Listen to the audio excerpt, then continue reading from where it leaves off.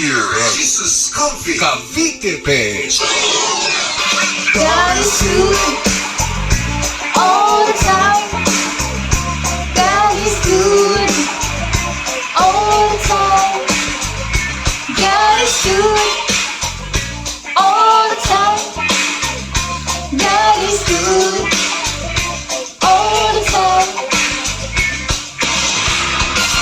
God is good all the time.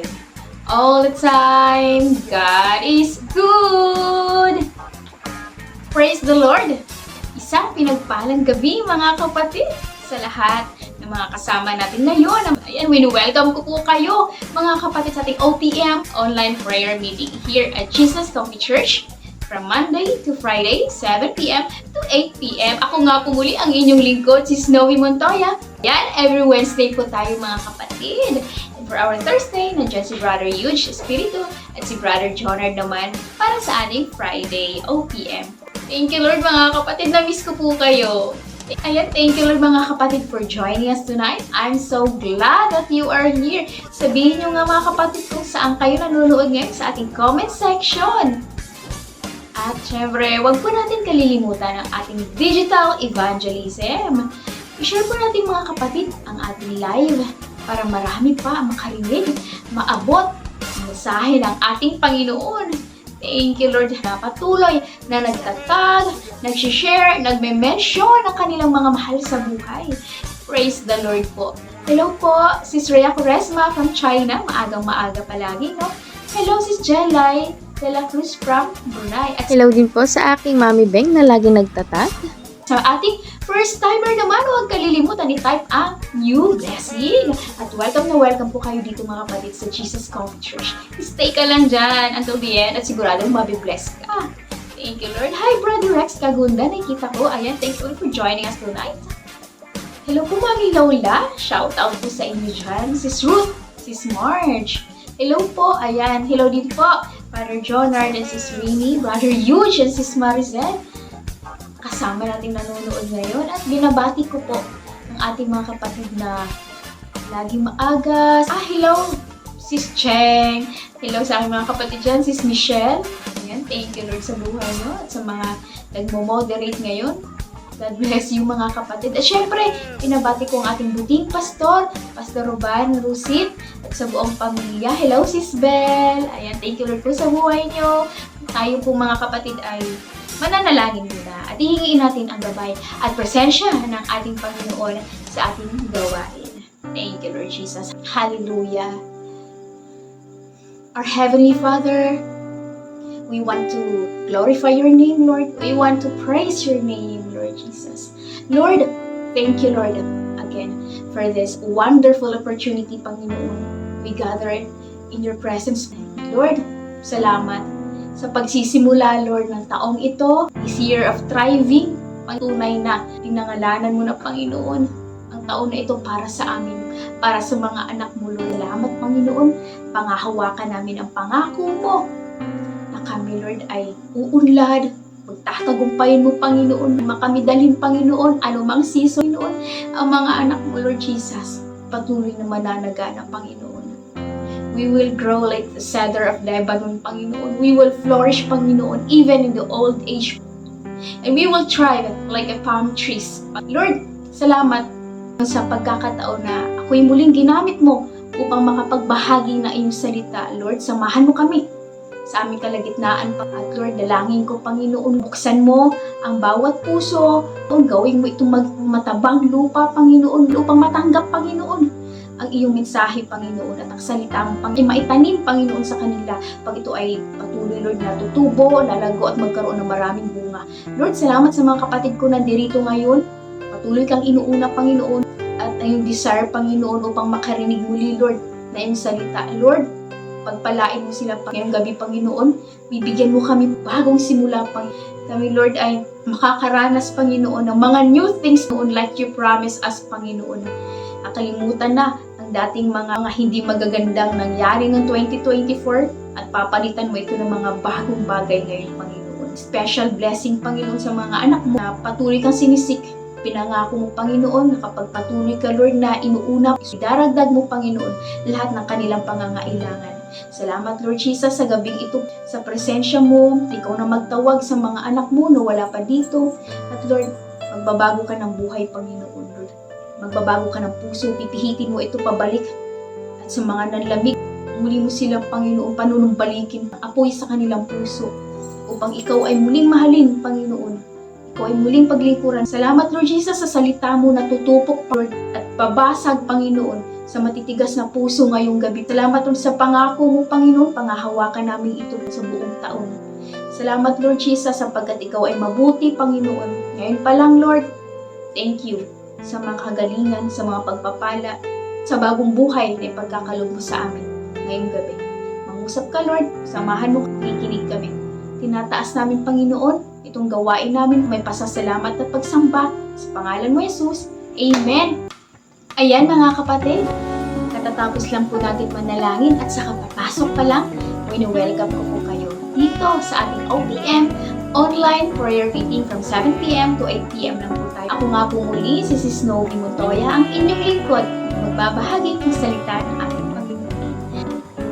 Tayo muna magpuri mga kapatid sa ating Panginoon at aawitin natin ngayon. Isa ito sa original composition ng ating simbahan, ang Bagong Simula. Ayan, thank you Lord po sa ating media team na ipopost ang ating lyrics para lahat tayo ay makasabay. Ihanda na po natin mga kapatid ang ating puso. Saan ka man ngayon nakikinig, pwede niyo akong sabayan mga kapatid sa ating pagpupuri sa Panginoon. Thank you Lord. Hallelujah. Tara mga kapatid, sabayan niyo ako magpuri sa ating Panginoon. Bagong Simula.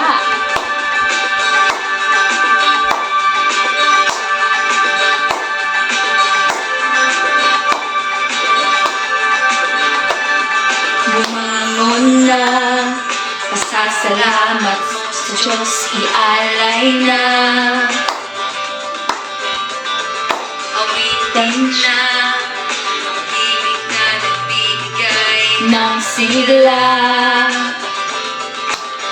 Ang mga pangyayari nung unang panahon, inibig na sa limot, buti na ngayon. Ihanda na ang puso at iyong makikita, ika'y mamamangha sa gagawin niya. Bagong simula, sa Diyos magtiwala, tanggapin mo na Kanyang pagpapala. Di ka mag-iisa, si Jesus ang kasama, siya ang pag-asa, may bagong simula. Bagong simula. Bagong simula.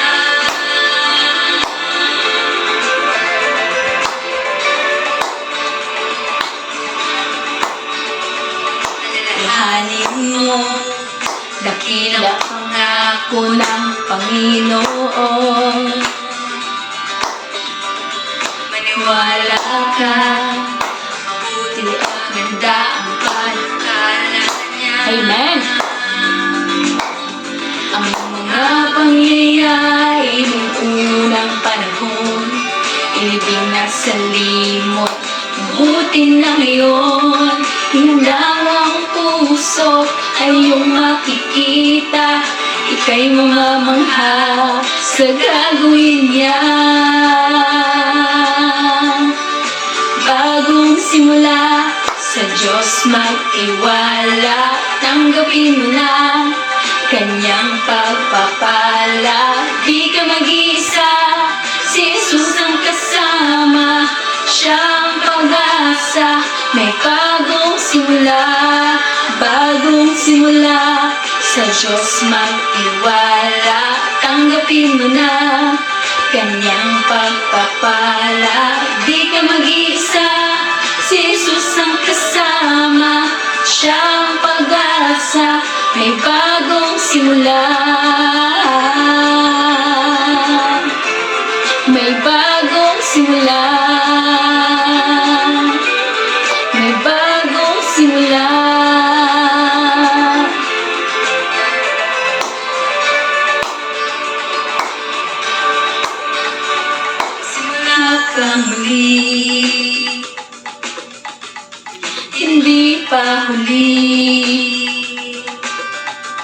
Ika'y magwawagi.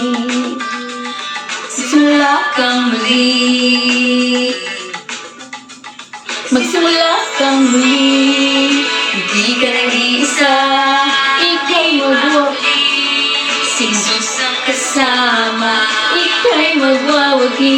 Hindi ka mangamba. Magsimula kang muli. Kakabayan ka niya. Bagong simula. Sa Diyos magtiwala. Tanggapin mo na Kanyang pagpapala. Di ka mag-isa. Si Jesus ang kasama.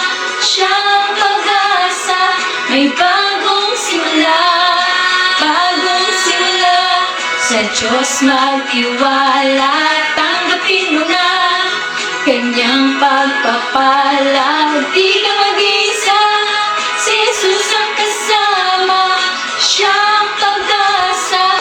May bagong simula. May bagong simula. Bagong simula.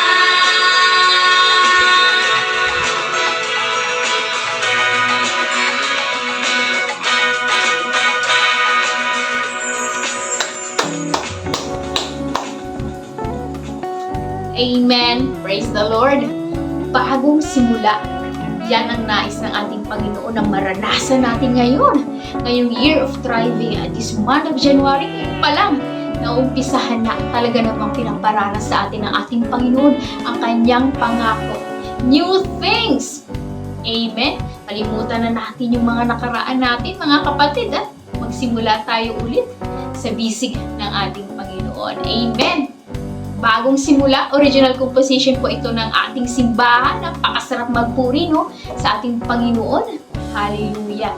Mapapakinggan niyo po ito sa ating YouTube channel, Jesus Coffee Church. Nasa comment section po natin nakapin ang ating link. At pa-subscribe na rin mga kapatid sa ating YT. Doon mapapanood nyo rin ang mga sermon replays, mga snippets, mga bagong awitin ng ating Panginoon. Pinupost po natin doon, praise the Lord, no? Sa buhay ng ating worship team. Nakaka-bless naman talaga lahat ng awitin. At kung hindi ka pa nakapag-subscribe, click mo na ang subscribe button. At ganun din mga kapatid sa ating TikTok. Meron din po tayong TikTok, Jesus Coffee.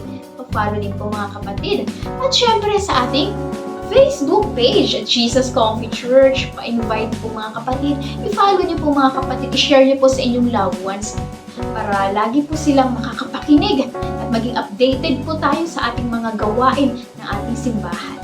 Thank you, Lord Jesus.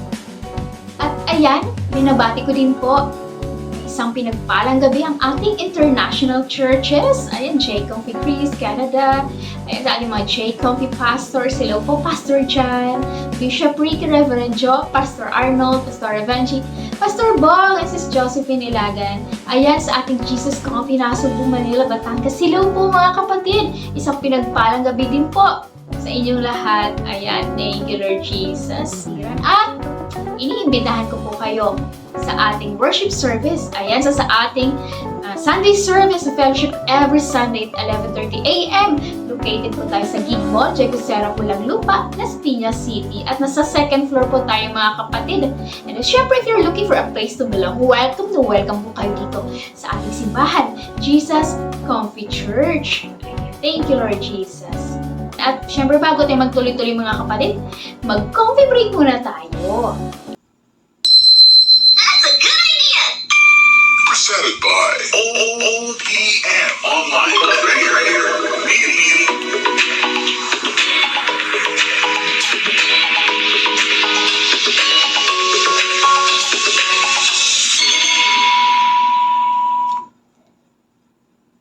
Amen. Praise the Lord sa ating Jesus Coffee Break, no? At dahil ngayon ay January 15, ang ating Proverbs of the Day ay mababasa din natin sa chapter 15. At ang napili ko po dito mga kapatid ay ang verse 33. Ang sabi dito, ang takot sa Panginoon ay nagtuturo ng karunungan at ang nagpapakumbaba ay pinaparangalan.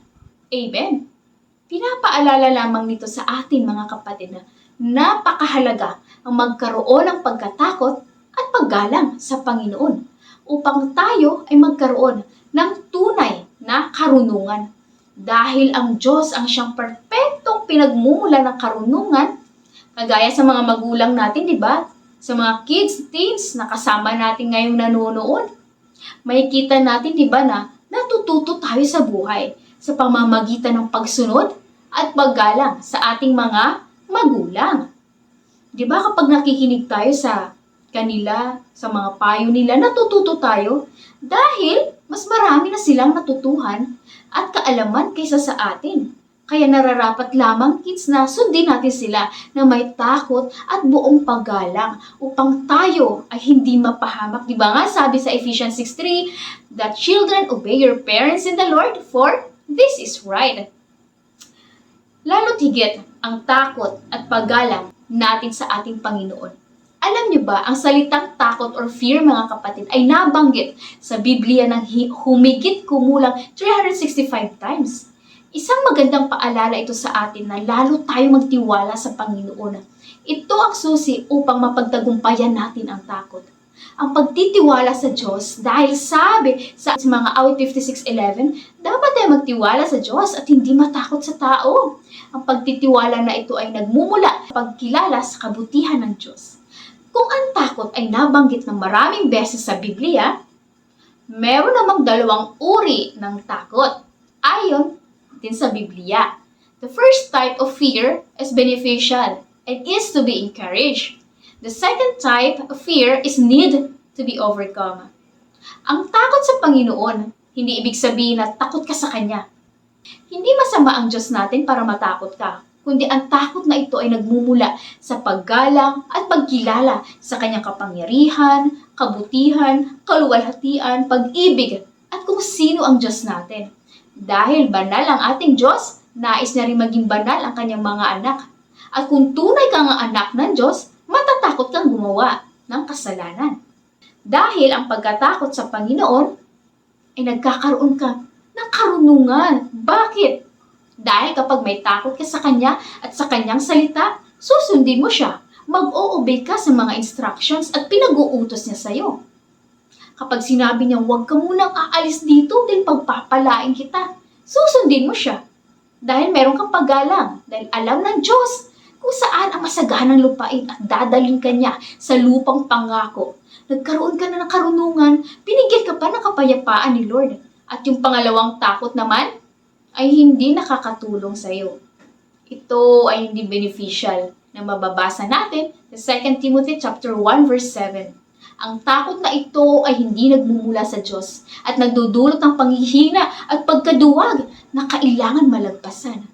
Upang mapagtagumpayan ito, kinakailangan mo magtiwala sa Diyos at sa pag-ibig niya na siyang pumapawi sa lahat ng takot. Dahil sabi sa 1 John 4:18, there is no fear in love, but perfect love drives out fear. The one who fears is not made perfect in love. Kaya matakot ka sa Diyos, kapatid. Sabihin mo nga sa katabi mo, matakot ka sa Diyos. Igalang mo ang Diyos. Dahil ayaw ng Diyos na nagmamalaki tayo sa harap niya, dahil lahat naman ng karunungang meron tayo ay nagmumula din sa Kanya.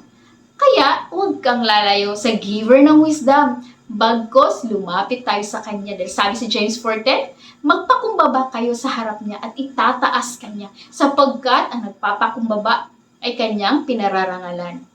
At yan ang ating Comfy Break.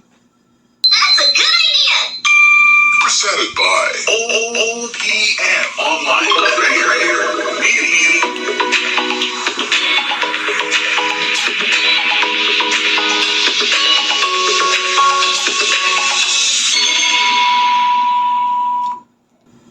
Amen. Praise the Lord. Kaya mga kapatid, i-encourage ko po kayo na magbasa ng ating Biblia araw-araw.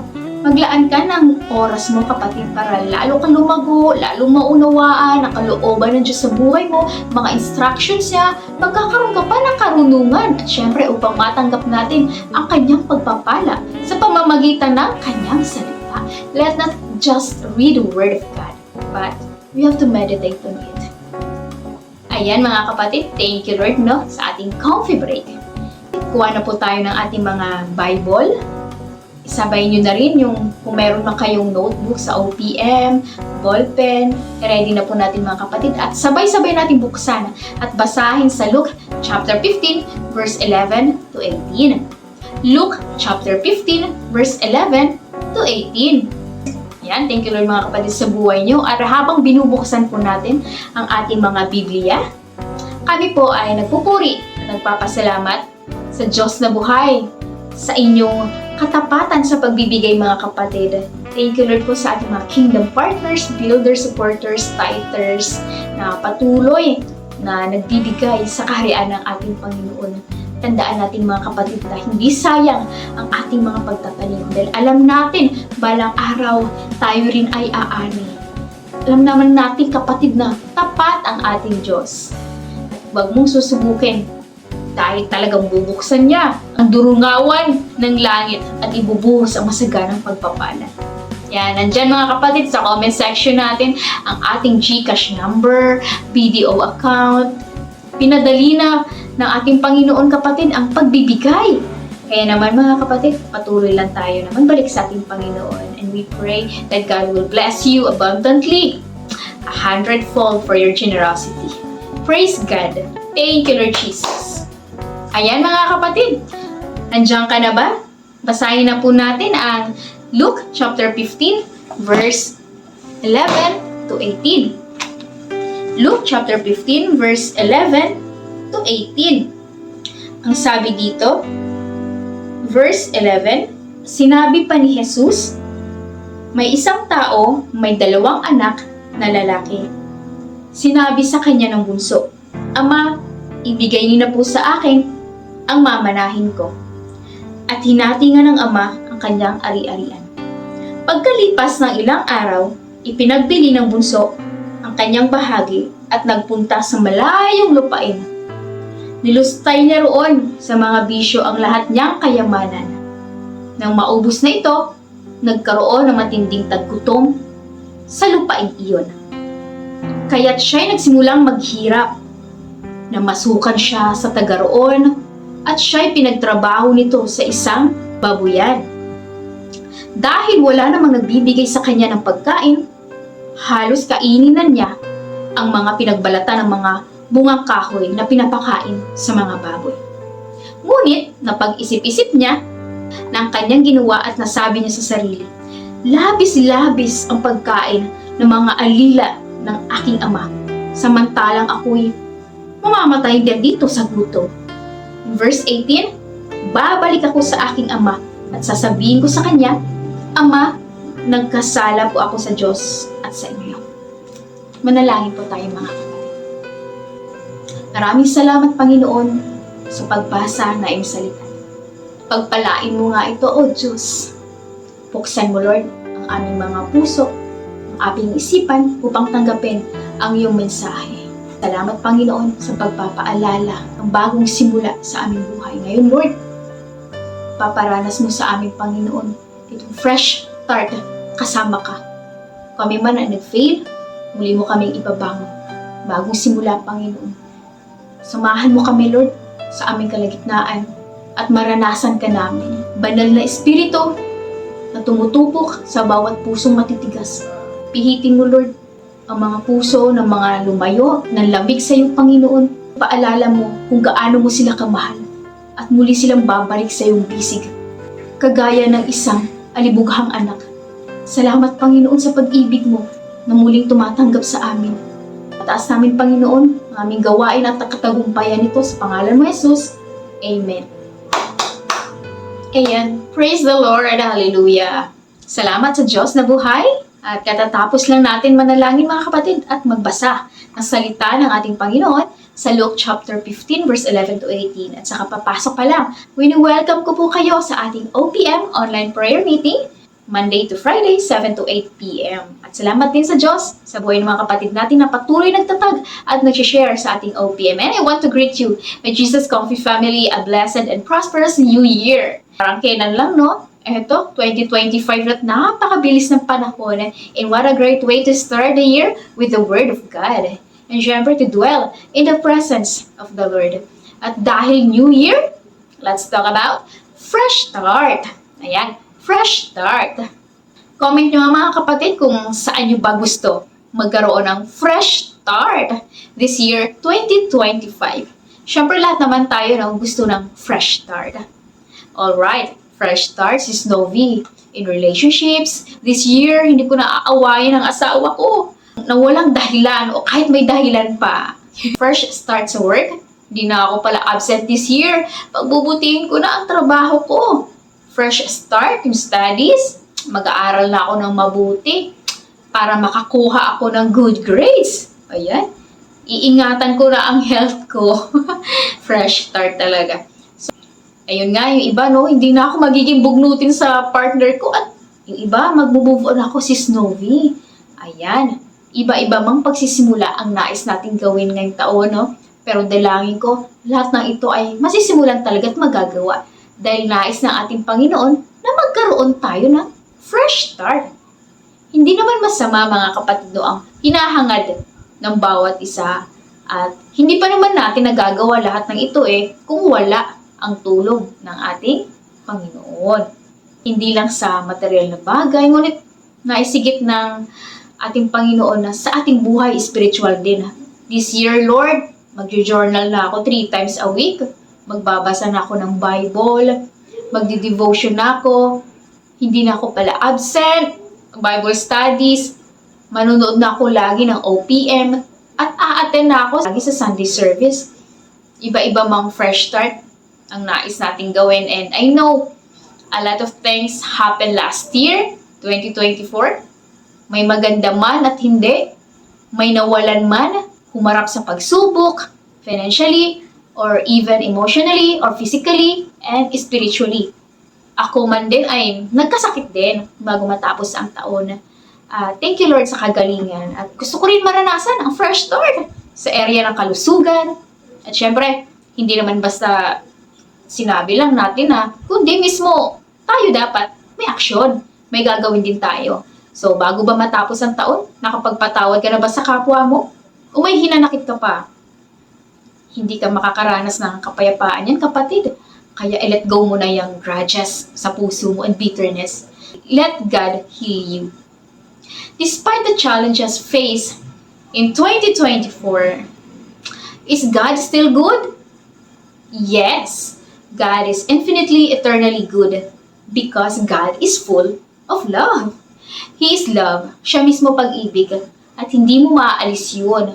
Attributes niya yun Kaya hindi nasusukat ang pagiging mabuti ng Diyos sa mga pagsubok na pinagdaanan mo last year. Dahil mananatili siyang Diyos noon, ngayon, at magpakailanman.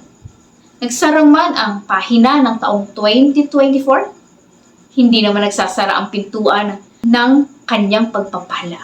Marami pa rin pinto ang bubuksan ng ating Panginoon na walang makapagsasara ninuman. Amen? Claim mo na yan, kapatid. This year of thriving, God is offering us an opportunity to start afresh, to start a new beginning. Leaving behind past mistakes, yung mga regrets sa mga maling desisyon sa nakaraan, ng kahapon, nagawa ng 2024 or difficulties dahil gusto ng ating Panginoon, pasaganahin tayo. Mamumunga tayo. Gawing matatag at malakas. Like a cedar in the Lebanon. And it's not too late para maranasan natin yun. It's not too late for a change and to try again. But this time, with God. Dadapa ka man, bangon. God wants you to experience a fresh start this year of thriving. Sabihin mo nga sa katabi mo, God wants you to experience a fresh start. At yun ay matatagpuan lamang sa presensya ng ating Panginoon sa kanyang salita. Amen? He wants us to have a deeper level of fresh start with Him. Deeper, intimate relationship with Him. Usapan po natin ngayon is finding a fresh start and the importance of coming back to God. It's a reminder that we can always seek His forgiveness and grace no matter our past. Why do we need to come back to God? Fresh start?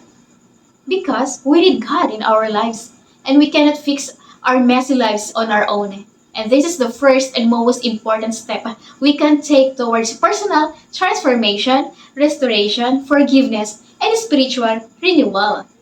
When we say, come back to God, This is not merely a casual suggestion na, oh, okay Lord, babalik na ako sa'yo. Kundi with a decision, may kasamang gawa. Hindi lang puro salita.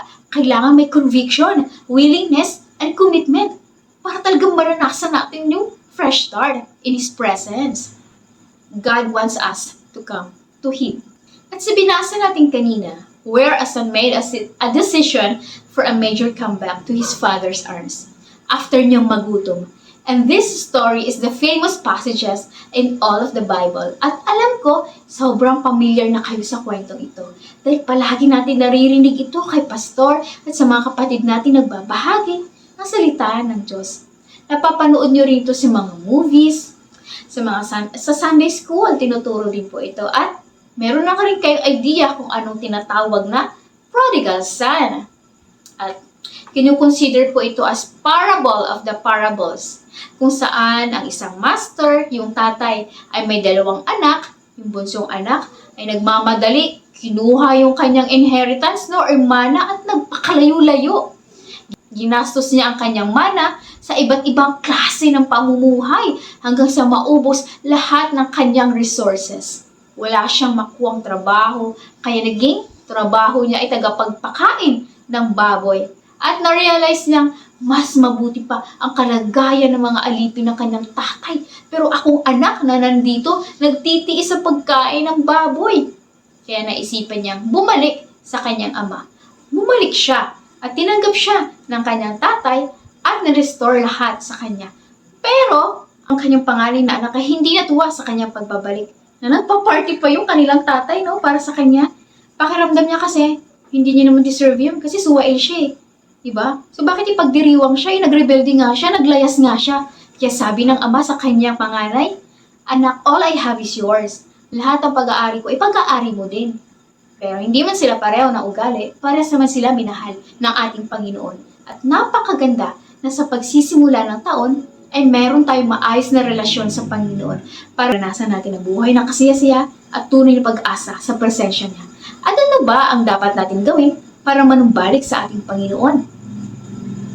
I would like to share 4 points with you this evening, and I hope it resonates in our minds, our hearts, and I pray that these 4 points will uplift you to start afresh. For if there is one decision you can make this year, it would be to come to the loving embrace of the Father. For our first point, we have A, B, C, D para madali nating matandaan. And for our first point, A, admit your mistakes. A, admit your mistakes. Aminin mo ang kasalanan mo, pagkakamali mo kapatid. Sabi sa James 5:16, admit your faults to one another and pray for each other that you may be healed. Minsan kasi mga kapatid, alam mo mali, pinanindigan mo pa at pinagtatakpan mo pa yung kasalanan mo kaya hindi ka umuusad at gumagaling dahil sa iyong daladalang kasalanan. Kaya aminin at ipagtapat mo para maipanalangin ka. Ika'y gumaling emotionally and mentally, physically. Basahin natin mga kapatid ang Luke 15. Umpisahan natin sa verse 11. Ang sabi dito, nagpatuloy si Jesus sa kanyang pagkukwento. Talagang ating Panginoon ay master storyteller, no? Napapansin niyo ba? That's why everybody drove to Him. And He continued, si Jesus po ito. Sabi niya, may isang ama na may 2 anak na lalaki. Sinabi ng bunso sa kanyang ama, Ama, ibigay niyo na sa akin ang bahaging mamanahin ko. Kaya hinati ng ama ang ari-arian niya sa 2 niyang anak. Pagkalipas ng ilang araw, pinagbili ng bunso ang lahat ng minana niya at pumunta sa malayong bayan.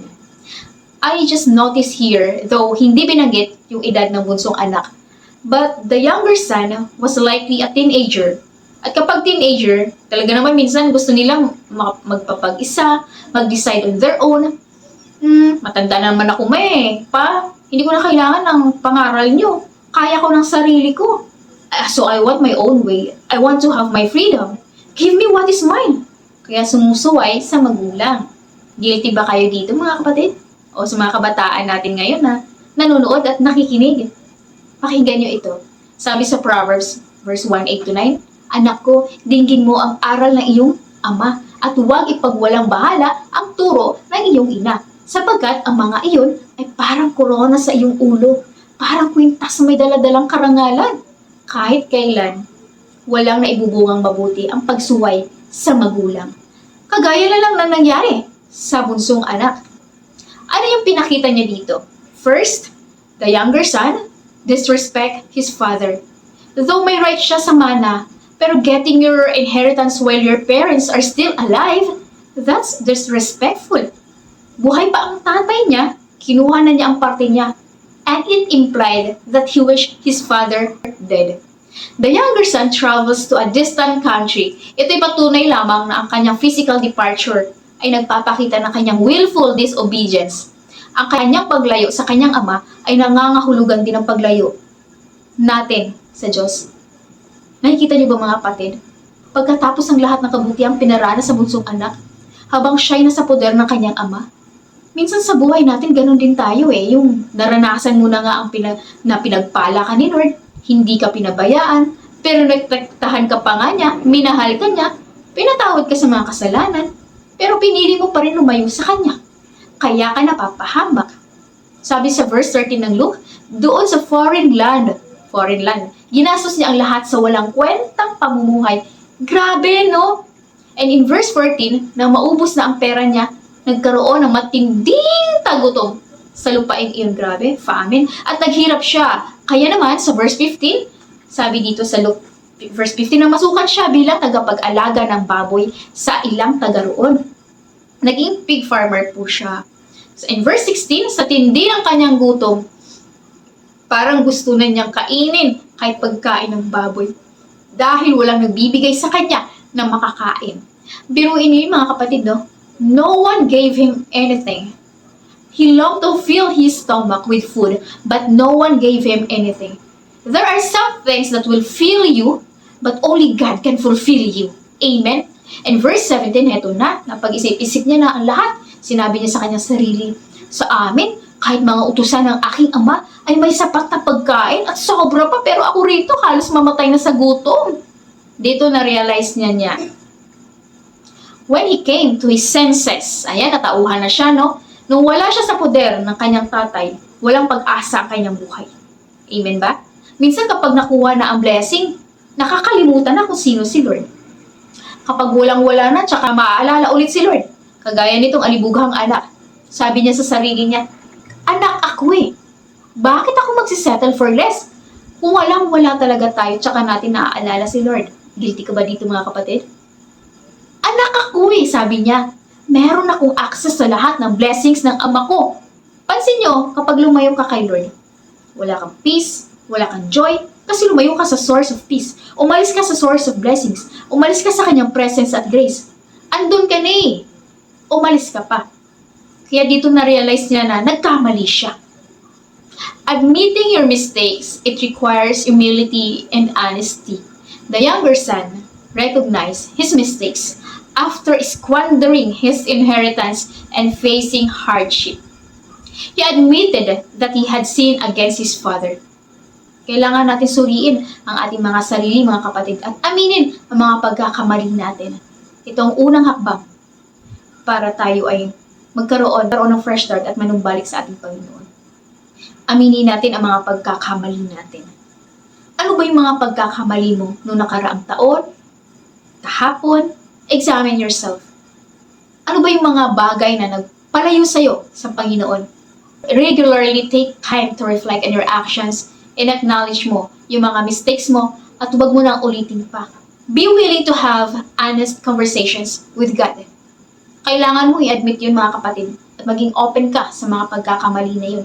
Dahil lagi namang handang makinig at magpatawad si Lord. Maging tapat lang tayo because God wants to turn your hurt into healing. And you get a fresh start when you admit your mistakes and not blaming others for being miserable. Kasi ikaw ang gumawa ng desisyon para mapalayo ka sa Panginoon. The first step to experience a fresh start, Proverbs 28:13 says, a man who refuses to admit his mistakes can never be successful. But if he confesses and forsakes them, he gets another chance. Our God is full of second chances. Admit your mistakes and you will heal. Amen? Aminin mo mga kapatid. And for our second point, letter B, A, B, C. A, admit your mistakes. And B, believe in God's love. Believe in God's love. Yes, amen. Truly, undeniably, kung meron mang paniniwalaan sa mundo, ito yung tunay, wagas, tapat, at walang duda na pag-ibig ng Diyos para sa iyo at sa akin. Dahil sa kanyang labis-labis na pag-ibig, namatay si Jesus sa krus para tayo ay malinis sa ating mga kasalanan. Kailangan mo paniwalaan yun, kapatid. Naranasan niyo ba ang pag-ibig ng Diyos? Type nyo nga, Amen mga kapatid, para lalo natin maintindihan kung ano talaga ang puso ng Panginoon regarding sa story ng prodigal son.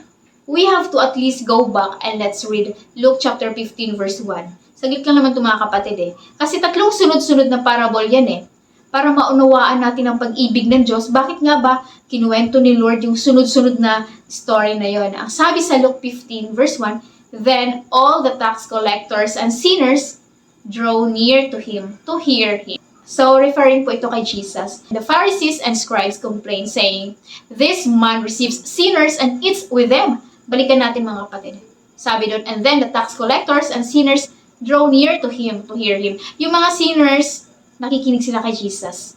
Pero yung mga Pharisees and scribes, sila yung mga nagko-complain. Puro sila pambabato sa ating Panginoon. Puro pambabato ng reklamo. Bakit itong si Jesus na nagkiklaim na Messiah at tagapagligtas ng mundo, holy siya, righteous siya, nakikikain sa mga sinners. Katabi pa ang mga tax collectors and prostitutes. Di nila maintindihan kung bakit kung sino pa ang hindi religious, hindi banal, sila pa ang kasama ni Jesus. Kaya nagreklamo sila. And then, pinakita ng Panginoong Jesus sa kanila. Mismo kitang-kita ng dalawang mata nila yung compassion na pinakita ng ating Panginoon sa lahat ng makasalanang katulad mo at katulad ko. Kasi, hindi naman talaga natin deserve ang pag-ibig at pagmamahal ng Panginoon Dahil sinners tayo Pero salamat sa grasya niya at pag-ibig. Tinanggap niya tayo. Tinanggap niya ako. Tinanggap ka niya. All of us are welcome in His arms. Welcome in His presence. Remember in Romans 5:8? But God demonstrates His own love for us in this. While we were still sinners, Christ died for us. See? Nung tayo makasalanan pa, namatay si Jesus para sa atin. Tapos sabihin mo, hindi ka niya mahal. Kapatid, kailangan mong paniwalaan yung pag-ibig niya. Dahil kahit anong gawin natin, hindi mo masusuklian yun. Type mo nga dyan mga kapatid, mahal ako ng Diyos. Mahal ako ng Diyos. Kaya minsan kapag hindi nasasagot ang prayers mo, hindi na yata ako mahal ni Lord Hindi naman yata ako naririnig ni Lord. No kapatid, kailangan mo maunawaan na mahal ka ni Lord. Hindi man nasasagot ngayon ang prayers mo, dahil meron siyang inihahanda na mas maganda para sa'yo. Huwag ka lang lalayo sa presensya niya kagaya ng ginawa ng prodigal son. The story of the prodigal son, but this story is not just about the prodigal son. It is story of the goodness of the Father. Si Lord ang bida dito. Dahil ito ay patungkol sa isang pagmamahal at mapagpatawad na Ama na walang iba kundi ang ating Panginoong Hesukristo. Sabi dito sa verse 17 of Luke 15, nang mapag-isip-isip niya ang lahat, ito yung anak na naglayas. Sinabi niya sa kanyang sarili, sa amin, kahit ang mga utusan ng aking ama ay may sapat na pagkain at sobra pa. Pero ako rito ay halos mamatay na sa gutom. Kapag lumalayo ka talaga sa Panginoon, sa presence niya, nawawalan ka na rin ng access sa lahat. Parang wifi, di ba? Pag lumalayo ka sa pinaka-router ba yun, modem, unti-unti nawawala din yung signal. Ganon din ang nangyayari kapag pinili natin lumayo sa presensya ng ating Panginoon. Kagaya ng sanga na hindi namumunga dahil nakahiwalay sa puno ng ubas na walang iba kundi ang ating Panginoong Hesukristo. Matutuyo tayo at mawawalan tayo ng pag-asa. Na-realize ng alibughang anak kanina na mas okay pa ang lagay ng baboy ngayon. Ngayon naman na-realize niya, mas mabuti pa ang servant ng aking ama. May sapat na pagkain at sobra pa. So, bakit niya ba nasabi yun? Dahil ang totoo, makalimutan niya lang kung sino siya. Na may access naman talaga siya Kasi, anak siya Di ba? Pero dahil sa nagawa niya kasalanan, yun na naglalayo sa kanya para maranasan ang masaganang buhay. Ang alibughang anak na nagtatrabaho sa pigpen is a picture of the lost sinner or a rebellious Christian na bumalik muli sa kanyang makasalanang buhay. Kahit kailan walang maganda o mabuting na idulot ang kasalanan. Dahil sa kapalaluan ng taong ito, nagbunga ng kasalanan. James 1:14-15, But each person is tempted when he is lured and enticed by his own desire. At dahil sa worldly desire, nahulog siya sa bitag ng kaaway. Minsan sa buhay natin ganun, no? Kapag nakuha na natin ang blessing, nakakalimutan na natin ang blesser. Kapag nakuha na natin ang gift para sa atin, nakakalimutan na natin ang gift giver. Kapag pinagaling tayo, hindi na natin kilala ang healer. At kapag masagaan na tayo, mas na-acknowledge pa natin ang pagpapala kaysa sa nagpala. Minsan dahil sa maraming pagpapala ni Lord, hindi ka na rin nag-church. Dahil na-busy ka na eh. Pinapakita lamang dito kung gaano kalawak at kalaki ang pag-ibig ng Diyos sa'yo. Try to picture out sa mga magkasintahan. Kahit lumayo ka sa Kanya, minsan kahit ikaw lang palagi nagsasalita at hindi mo siya pinapakinggan, inuunawa ka pa rin niya. Siya ang nagpo-provide lahat para sa'yo. Nasa Kanya ang magandang future. He is also your healer, your blesser. Lahat ng kailangan mo, nasa Kanya. Sa presensya niya langit eh. Maaati mo bang iwanan siya at lumayo? Bakit? Kagaya ng prodigal son, pinili niya pa rin talikuran at iniwanan ang Panginoon. John 10:10. The thief does not come except to steal and to kill and to destroy. I have come that they may have life and that they may have it more abundantly. See the heart of Jesus for us. Buhay na masaganang lubos. Ganyan ang pag-ibig ng Diyos sa atin. He did not die on the cross para magrebelde ka, kagaya ng alibughang anak. Kung ano man ang nagawa mong kasalanan kay Lord. Sa nakaraang taon, kahapon, ilibig mo na sa limot. Lahat yon at humingi ka ng tawad sa ating Panginoon. Dahil ang Diyos ay punong-puno ng pag-ibig, awa at habag. Kapag lumapit ka sa Kanya, patatawarin ka niya. Kasi hindi naman madamot ang ating Panginoon. Para bigyan ka ng pangalawang pagkakataon na manumbalik sa Kanya at maranasan ang fresh start. Kaya para magtuloy-tuloy na maranasan natin ang fresh start, we have our letter C points. Kanina, letter A, admit your mistakes. Letter B, believe in God's love. And letter C, confess your sins. Confess your sins. Kung na-examine mo na ang sarili mong pagkakamali, inadmit mo na, nalaman mo ang unconditional love ni Lord, humingi ka ngayon ng tawad sa Kanya. You confess your sin to Him para ma-restore ang relationship mo sa Kanya. I-confess mo lahat, kahit pinakamaliit na kasalanan. Diba sa court of law, kapag ang isang tao nag-confess na nagawa niyang krimen, he is agreeing that he or she did in fact violate a societal standard. Ganon din sa atin, when we confess our sins, we are admitting that we violated God's law. Sin o kasalanan ang naglalayo sa atin sa Diyos. Sin is described in the Bible as transgression of the law of God. 1 John chapter 3 verse 4, and rebellion against God. At alam natin na ang kabayaran ng kasalanan ay kamatayan. And also in Romans 6:23, kaya ipahayag natin ang ating kasalanan ng buong puso at may pagpakumbaba upang tayo ay malinis at makapanumbalik sa ating Panginoon at ma-restore ang relationship natin sa Kanya. Isaiah 59:2. Ang inyong mga kasalanan ang siyang naglayo sa inyo sa Diyos at iyon ang dahilan kung bakit niya kayo tinalikuran at ayaw niya makinig sa inyong mga dalangin.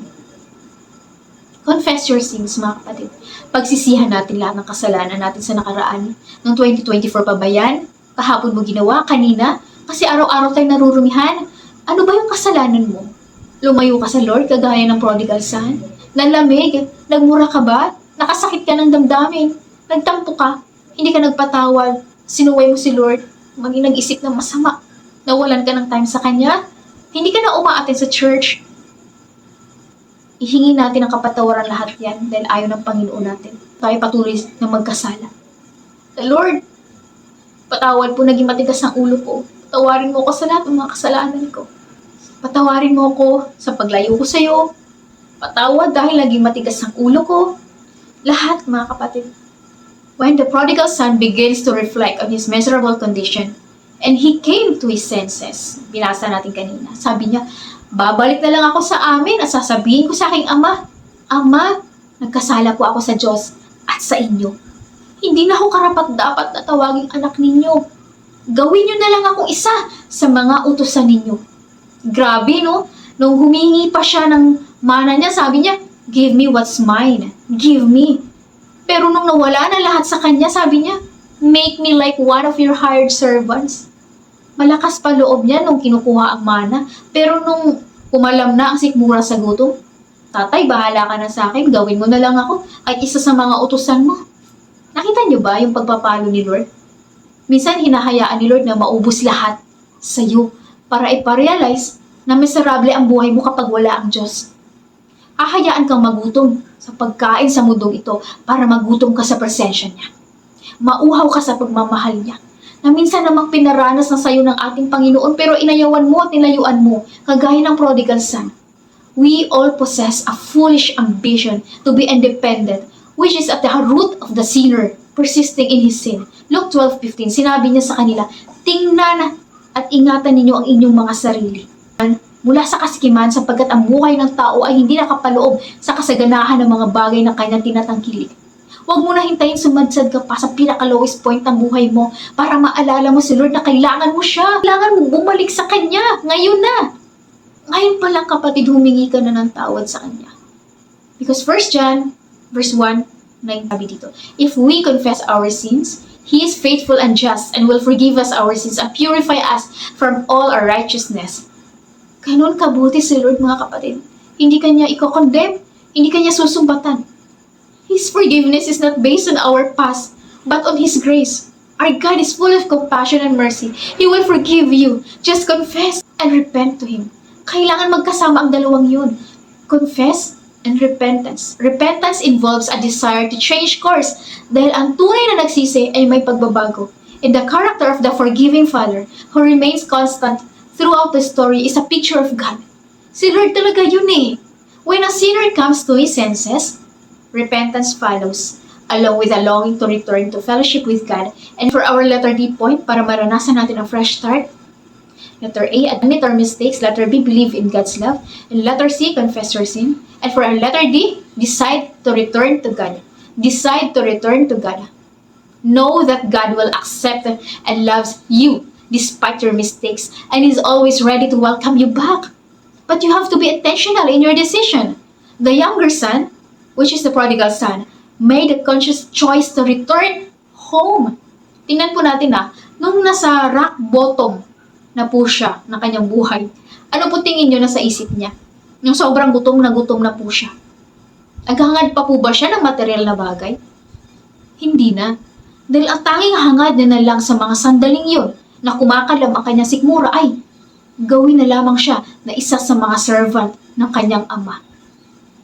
Di bali nang ma-demote siya from sonship to servant basta magkaroon ulit siya ng access sa kanyang ama. Na kung tutuusin, ay totoong anak naman talaga siya, tagapagmana. Kaya nga lang tumalikod siya. Ganon din sa buhay natin mga kapatid. Kapag nasa pinaka-lowest point ka na ng buhay mo, hindi mo na nanaisin pa na maghangad na ibang bagay sa mundo. May nakita mo ba kayo na sa bingit ng kamatayan ng isang tao sasabihin sa'yo, dalhin mo dito lahat ng diploma ko, lahat ng ari-arian ko, dalhin mo dito lahat ng mga achievements ko, lahat ng kayamanan ko dito sa tabi ko. Wala, di ba? Kasi when you're facing death, material possessions become insignificant. What matters to you are your loved ones until your last breath. Tama po? Like, Lord, bigyan mo ako ng trabaho, di ba? Parang kagaya sa buhay natin. Bigyan mo ako trabaho, Lord, mag-church na ako linggo-linggo. Lord, palaguin mo itong business ko, magbibigay ako sa'yo. Lord, bagalingin mo lang ako sa sakit ko. Iingatan ko na health ko, maglilingkod na ako sa'yo. Lord, lamnan mo lang itong sikmura ko. Gawin mo lahat sa akin ng gusto mong gawin, Lord. Ay, importante mabuhay ako. Pero nasaan na yung mga humingi kay Lord? Bumalik ba? Kagaya ng mga kitongin nung pinagaling sila ni Jesus. Iisa lang ang bumalik para magpasalamat sa Diyos. Guilty po ba tayo dito mga kapatid? Nung sinagot ni Lord ang mga panalangin natin, hindi na kilala si Lord. Pero kapag walang-wala na, tsaka ulit lalapit, at tsaka ulit maaalala si Lord. Kapag nalalagay tayo sa bingit ng kawalan, iisa na lang ang bukang bibig natin. Lord, please help me. Lord, alisin mo ako sa sitwasyon na to. Promise magpapakabait na ako, Lord. Promise magtatights na ako, Lord. Ang tanong nagagawa ba? I pray kapatid na ikaw, nanonood ngayon, huwag mo hintayin maging miserable ang buhay mo bago ka bumalik sa Diyos. Ngayon pa lang magdesisyon ka naman bumalik sa Kanya. Gaano ka man kalayo ngayon? Ilang taon ka ba lumayo sa Kanya? Ka man kalayo ngayon? 5 years? 2 years? Ilang taon na ba ginamit ng Panginoon para bumalik ka sa kanya. Na ganito, nakahanda ang kamay ng Diyos, yakapin ka ng mahigpit. Lumapit ka na sa kanya, kapatid. Come back to Him. Now na. In Luke 15 verse 20 sabi dito, kaya bumalik siya sa kanyang ama. Malayo pa ay natanaw na siya ng kanyang ama at naawa ito sa kanya. Kaya patakbo siya nitong sinalubong, niyakap at hinalikan. Nakita niyo ba mga kapatid ang magmamahal na isang ama sa alibughang anak? Sinong ama ang yayakapin ng anak pagkatapos maglayas? Sinong ama ang tatanggapin ka pa rin ng buong buo na walang panunumbat kahit matigas ang ulo mo, sinaktan mo siya, hindi mo na nga nirespeto at sinunod? Sinong ama ang mamahalin ka pa rin sa kabila ng pagkukulang at paglayo mo sa kanya? Hindi mo na nirespeto. Sinong ama ang handa ka pa rin patawarin ng paulit-ulit kahit tinalikuran siya ng paulit-ulit? Kukuhaanin mo ang parte ng mana mo, tapos babalik ka nang walang-wala? Ine-expect mo na ngingiti sa'yo ang tatay mo? Yayakapin ka at matutuwa? Na wala kang maririnig na sumbat or pangaral? Meron ba? Lahat ng ama o umahal ang anak. Pero ang bumalik ka, teka lang. Mali ang ginawa mo, anak. Bakit mo nagawa yun? Natural response na magulang po yun kapag nagagalit at sasama ang loob. Kahit sinong ama po, ay pangangaralan muna bago ka ulit tanggapin sa bahay. Tama po ba? Pero itong ama nito, sa kwento natin, pambihira ang kabutihan, pambihira ang kabaitan niya, napaka-pambihira ang pangunawa, walang katapusan ng pagmamahal at habag sa nagrebelde na anak. Itong tatay na to, sobra-sobra ang sakripisyong ginawa para sa'yo. Namatay nga siya sa krus eh, mabuhay ka lang. Itong tatay na to, mahal ka ng sobra, ni ayaw kanyang mawala sa kanyang paningin.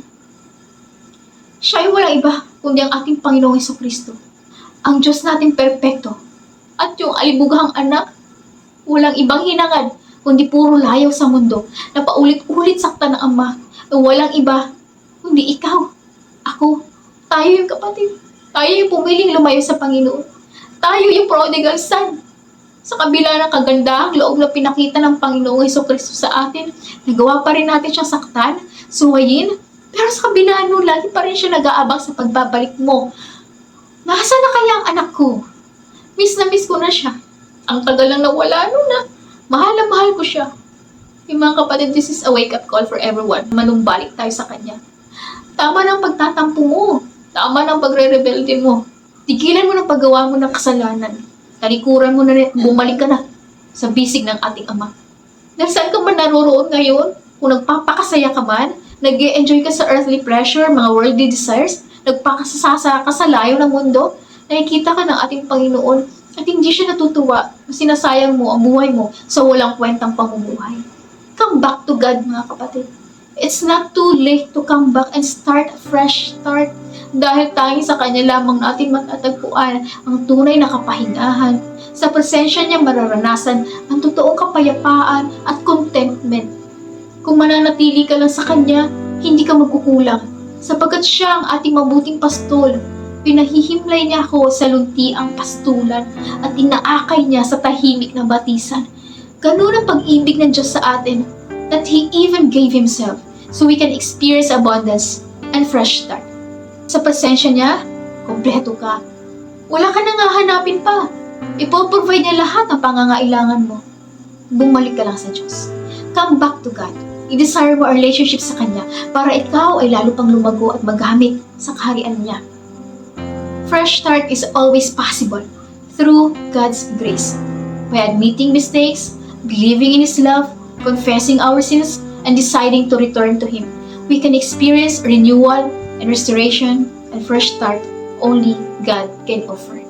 The story of the prodigal son is a profound reminder of God's unconditional love. God's love for us does not depend on our faithfulness. It is unconditional. God's compassion towards the lost, forgiveness, restoration, and the joy of reconciliation. Jesus is our forgiving Father. God's heart is full of compassion for His children. He stands ready to welcome the returning sinner back home with joyous celebration. Ating Panginoong Jesucristo ang siyang ating Diyos na mahabagin.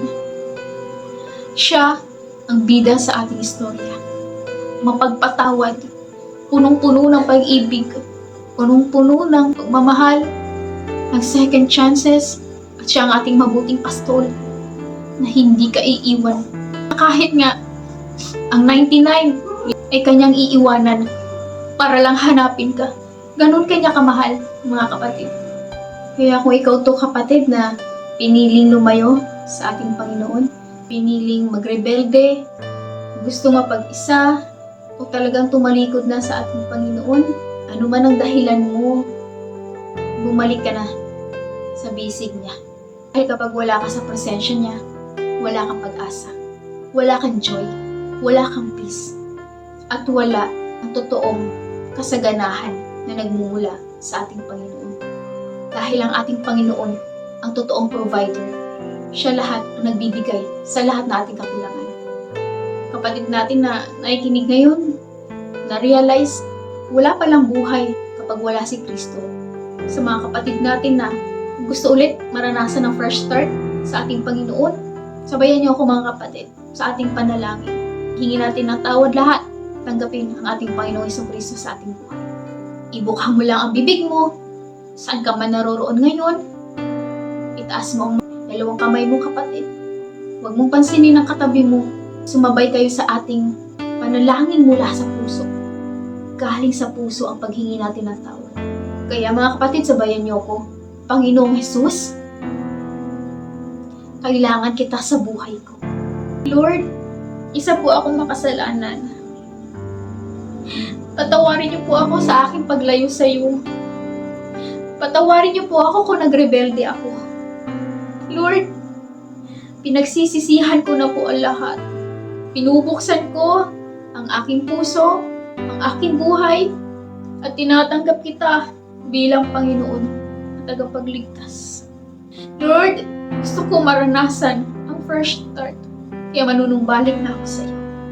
Maraming salamat, Panginoon, sa pagpapatawad at sa bagong simula.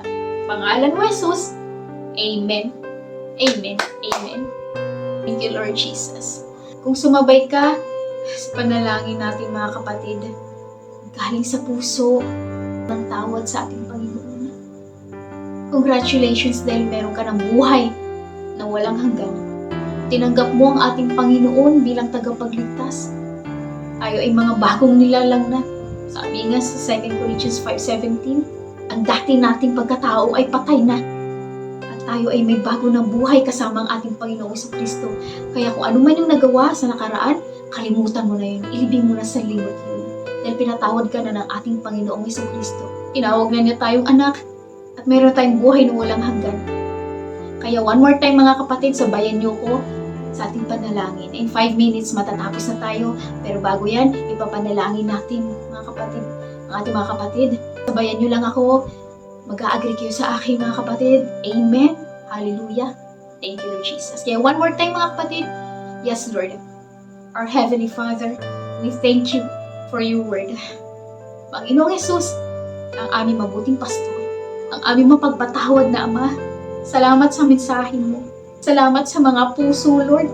Binuksan mo, Panginoon, upang makita nila na kailangan ka sa kanilang buhay. Salamat, Panginoon, sa mga anak mo na muling natagpuan at bumalik sa bisig mo. Lord, salamat sa kapatawaran. Patuloy mo, Lord, iparanas ang iyong pag-ibig sa kanila at mararanasan, Panginoon, ang new things, Panginoon, ang fresh start, Panginoon, sa panunumbalik sa iyo. Salamat, Lord, sa iyong awa at grasya, Panginoon. Patuloy mo pinapatawad sa kabila ng aming mga pagkukulang, sa kabila ng katigasan ng aming mga ulo. Salamat, Lord Jesus, sa iyong pag-ibig. Sa mga oras na ito, we are also praying, Panginoon, for our brothers and sisters na nakakaranas ng mga sakit, lagnat, pabalik-balik na ubo, sipon. In Jesus' name, Lord, pinapalayas mo na lahat. At ganun din, Panginoon, sa mga kapatid namin na hospital, diagnose, Panginoon, ano man yung mga reports, ano man yung mga results ng doktor, Panginoon, in Jesus' name. Sa yung mga latay, Panginoon, sa yung dugo, Panginoon, pinalitan mo na ito, Panginoon, ng kagalingan, Panginoon. Ngayon pa lang, Lord, kinikling na namin ang mga kagalingan na ito, Panginoon. Nililinis mo noon ang katawan namin, Panginoon, sa mga virus, Panginoon, Lord, sa mga bakterya, Panginoon, in Jesus' name, Lord. Kami ay anak mo, Panginoon, ang dugo mo, Panginoon, ang siyang nananalaytay sa amin. Laan na, Lord, lahat ng mga sakit namin, Panginoon, sa mga nagdadialysis, Panginoon, salamat. Ikaw ang aming dakilang magagamot. Ikaw ang nagpapalakas. Ikaw ang nagpapagaling. Ikaw ang magre-restore, Panginoon, sa aming mga katawan. Salamat, Lord, sa kagalingan, sa pagpapanumbalik din, Panginoon, sa aming kalakasan. Sa lahat, Lord Jesus, nakakaranas anxiety, depression, hindi makatulog sa gabi, sa kakaisip sa mga problema. Ikaw ang aming Jehovah Shammah, lagi namin kasama, Panginoon. Ikaw mag-aalis, Lord. Ikaw magpo-provide, Panginoon, sa lahat naming pangangailangan. You are Jehovah Jireh, Panginoon. Sa mga namumblema, sa mga bill, tuition fees, ngayong pasukan ulit, Panginoon. Sa araw-araw, Panginoon, ang pangangailangan ng mga anak mo, you will provide, Panginoon. Sa bawat lamesa, Panginoon. Ikaw maghahatid, Panginoon, ng mga pagkain, mga pangangailangan namin, Panginoon. Lord, ganun din. Tinataas namin, Panginoon, mga kapatid namin, Lord, na nagtatrabaho abroad, local, Panginoon, na ikaw ang patuloy na lumukob sa kanila, Panginoon, na yung banal na dugo. Saan man sila naruroon, Panginoon, ikaw patuloy na magpala sa gawa ng kanilang mga kamay upang patuloy sila, Lord Jesus, na makapagbigay sa iyong kaharian. Patuloy na makapagtanim, Panginoon, sa sanctuaryo, Panginoon, sa Andrea Village. Alam namin, Lord, ngayon pa lang, Lord, napakaganda, Panginoon, ng plano mo para sa mga anak mo. Damo ito, Panginoon. Ikaw ang Diyos namin na nag-aayos lahat. You are our God of order. Maraming kaluluwa ang magkakaroon ng kaligtasan at bubuksang mga pintuan, Panginoon, ng opportunity, Panginoon, upang maibahagi ka pa namin sa iba. Salamat, Panginoon, sa mga ginamit mo upang ito, Lord, ay matapos na. Salamat po sa mga kapatid ko na patuloy, Panginoon, na inuuna ka, magpala sa kanila, Panginoon. Idaragdag mo na lamang ito, Panginoon, this year of thriving. Patuloy kami, Lord, na mananagana. Patuloy kami mamumunga, Panginoon. We grow strong like cedars, Lebanon. Will flourish, Panginoon, in the old age, Panginoon. Will thrive like a palm trees, Panginoon. Yan ang pangako mo sa mga anak mo. Pangahawakan namin, Panginoon. New things, Panginoon, this month of January. Salamat, Panginoon, sa mga pagpapala. Salamat sa protection mo, Panginoon. Salamat sa provision, Panginoon. Salamat, Panginoon, sa lahat-lahat. At sa mga sasagutin mo pa, Lord, ng panalangin namin, Panginoon. At sa mga ibibigay mo pa sa amin. Muli, Panginoon, pinupuri ka namin, pinapasalamatan sa tagumpay ng aming gawain ngayong gabi. Pangalan mo lamang ay may tataas, Panginoon, ng aming mga panalangin na may pasasalamat at pagsamba. Sa pangalan mo, Jesus, Amen. Thank you, Lord Jesus. Salamat sa pag-join niyo sa akin ngayon, mga kapatid. At nagpapasalamat tayo sa buhay ng ating mga kapatid na patuloy na nag-share, nagtataga ng ating OPM. Kung sumabay kayo kanina sa ating panalangin, congratulations, meron ka ng buhay na walang hanggan. Kaya nais na ating Panginoon na magpatuloy tayo sa Kanya sa pamamagitan na pagbabasa ng Biblia at pakikinig. Faith comes from hearing and hearing the Word of God. Nais na ating Panginoon na lumago tayo. Kaya naman, mga kapatid, ini-invite namin kayo na manood lagi ng ating OPM online prayer meeting from 7 p.m. to 8 p.m. At ini-invite din po namin kayo sa aming Sunday service at 11:30 a.m. sa Diego Serra, Pulang Lupa. Gig Mall po ito, mga kapatid, Las Piñas City. Ayan, kung sumabay kayo kanina, mga kapatid, at tinanggap ang ating Panginoong Jesucristo sa kanang tunay na anak ng ating Panginoon. Meron ka ng buhay na walang hanggan. Kaya, mga kapatid, sabay-sabay natin i-declare, I am a child of the Most High God. I am blessed. I am full of wisdom, full of power, full of potential. I can do all things. I will overcome. I have a great destiny in Christ. I believe it. I receive it. In Jesus' name, Amen. Power is in you, Messiah. That is our Lord Jesus Christ, the Lord of Lords and the Kings of Kings. Okay, mga kapatid, thank you, Lord, for joining us tonight. Gusto ng ating Panginoon na patuloy kang magliwanag at ibahagi ang kanyang pag-ibig. Kaya, keep shining brightly for Jesus, mga kapatid. See you next Wednesday!